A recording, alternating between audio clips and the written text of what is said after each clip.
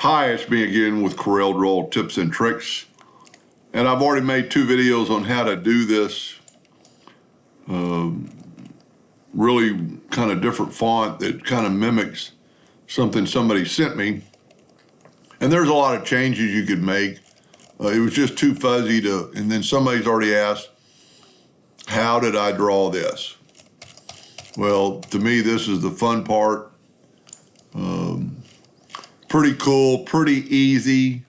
Let's, as if you've watched enough of my videos, you know I like working in the center of the page, and here's why. I'm gonna draw, it doesn't matter what size you make this. We're gonna go ahead and draw in black. I normally draw in red. Then I'm gonna take an ellipse, and I'm just in, this is where your artistic ability will come into play. You might wanna start, with everything in the center, so hit P, and then move this up, and you don't have to go all the way to the edge. I'm holding down the control button. And I'm gonna make it a black outline. I'm gonna go ahead and change it to at least 1 point. I'm gonna take both of them, and I'm gonna make them scale with object. And I'm gonna make them both 1 point. Makes them equal, and scale with object's really important. Now we're going to take this object, it's basically an ellipse, so we're going to have to go to object and convert it to a curve. Then we could take our shape tool, and this is where your artistic ability will come into play. If you have some, make a non-perfect flower petal, and I'm going to hit plus on, take that back. I'm going to back that up. I'm going to hit Control D on the keyboard. I'm going to move the center rotation to the center. It doesn't look like it is, but it is. And then I'm not going to use a number. I'm just going to move it. And then I'm going to Control D and move it more or less.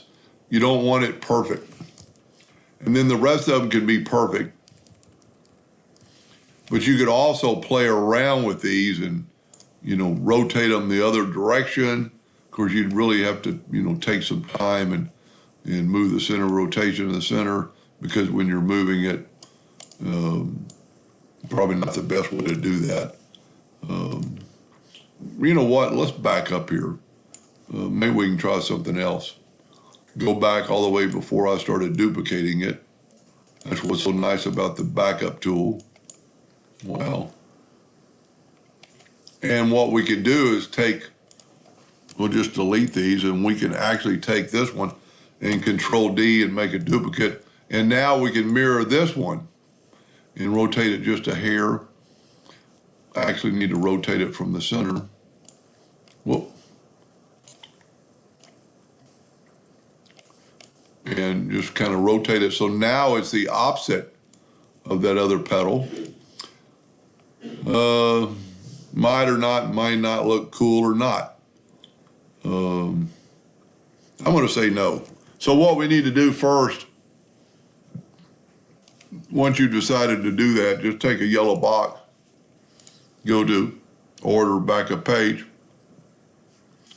because we're going to fill this petal in with white. We're going to fill the other one in with blue in a minute, but we're going to Control D and make a duplicate of that and move our center rotation there. Doesn't look like it is, but it normally is. And I'm just going to move it at an sporadic point. I'm going to go ahead and give it an outline. Control D. We'll just leave it like it is, and Control D all the way around. And see, there's something you could do. You could make an extra petal by going around and just making it look different. It doesn't have to look perfect. And then if you Control D around, you'll get something like that. Now we need to take that one away and actually take an outline and make it an outline. And that way we don't have any yellow, but we need to take our Smart Fill tool, fill it on yellow, and actually fill in that. Whoop, we got a little leak. So what you can do in that case is to take this circle and fill it in with yellow, and then hit P, put it in the center of the page, and it's back. So now we have let's change our background to blue, so that's what it's going to look like. Then you can take and do this any which way, but make a little bitty dot and fill it in with black and take it around the outline. And you could play around with this shape and make it whatever shape you wanted, probably make it a little bit smaller than that. Holding down, well, you don't even actually have to hold down the shift key because you're just going to make it smaller. Then if you'll hold down and click the space bar, just sporadically move things around. We're just giving and you could spend a lot of time on this or spend just a little bit of time what I'm doing, just to give the center of that daisy a little definition.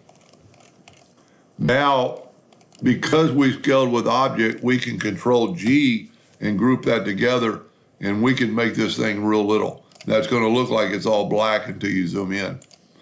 But if we didn't scale with object, that wouldn't look that good. And if we take a box and just to prove that it looks good, well, let's actually use blue. Go to object, order, back a page. We've got a pretty nice looking flower.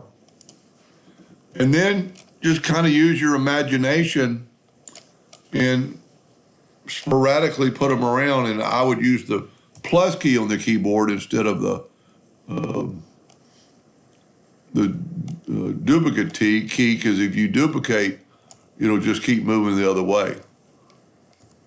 And make them sporadic, have some of them closer together, some of them further apart. And you could mirror them, so you'd have them going at different angles. If you look, we could mirror that so they're not all perfectly uniform. So hit the plus key.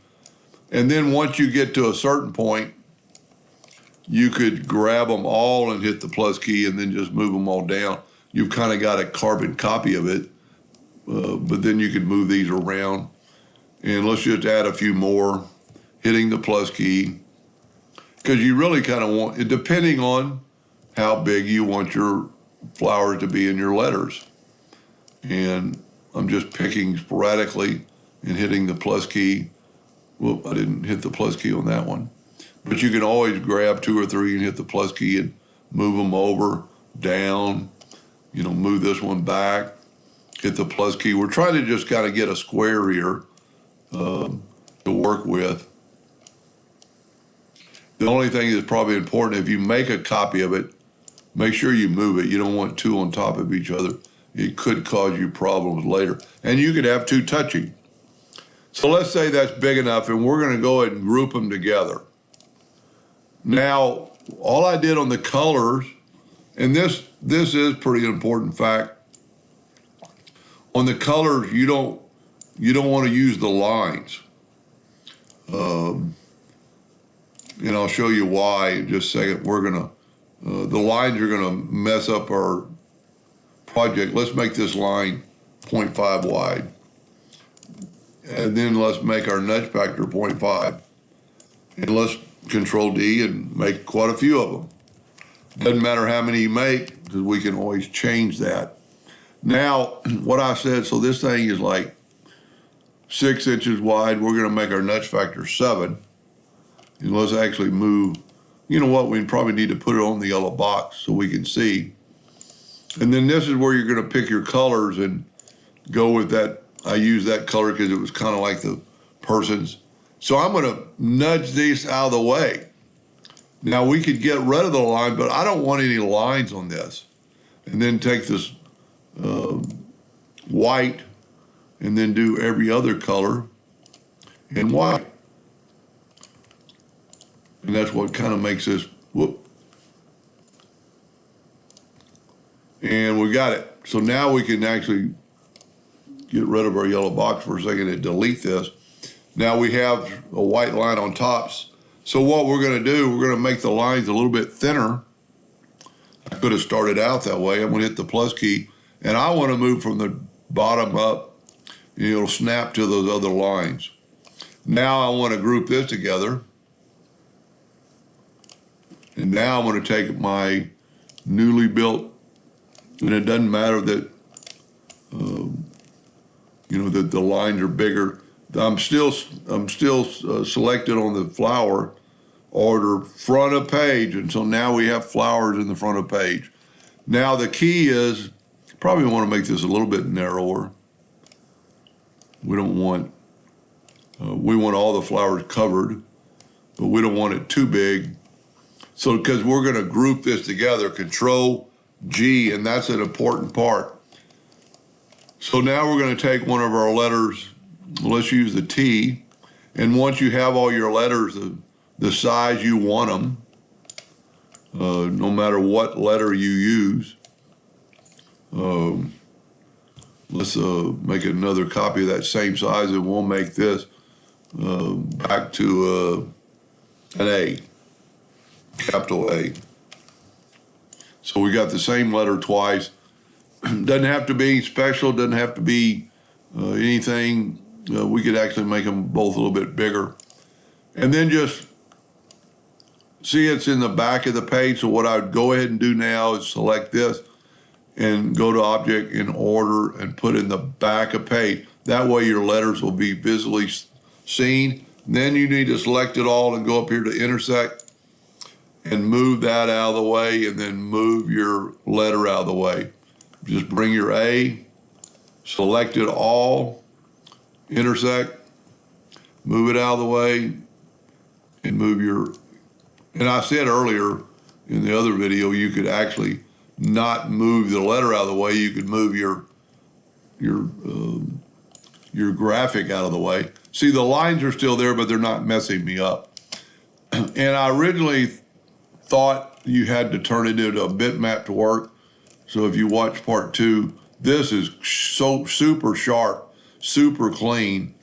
And then, so I'm really kind of working backwards here, because this is really should have been the first video, but I wanted to show people what it could do. And that's the way I would do it. I mean, once you get your letters, I think if you were even going to do a whole word, let's do text. You probably would want to do them one at a time. Well, let's use Arial Black to give it a good thick, good, you need a good thick graphic. Left click, right click, and you could go up to Object and break the text apart. And then what you could do is you could just bring in your text. And, if you're doing a lot of it, just intersect and then move your graphic up back to the next letter. So you could do this for the whole, you could do this for the whole thing, the whole word. And I actually moved my letter up. I wanted my text. Let's move my text over, or my graphic over. We can move these back. That's one thing nice about the nudge distance. You can put everything right back. Intersect. Now you want to grab your graphic and move it up. Then you can move it over. Just make sure you get all the letter. Grab it all. Intersect. And like I said in the previous video, this is why I like the intersect tool, because you can use the same graphic over and over and over. The laptop's trying to die on me tonight. Anyway, that's how I would do it, and I think it's a pretty cool graphic. I wish I could zoom in here, but I'm locked up. Anyway, I hope that helped a little bit, and thank you for watching.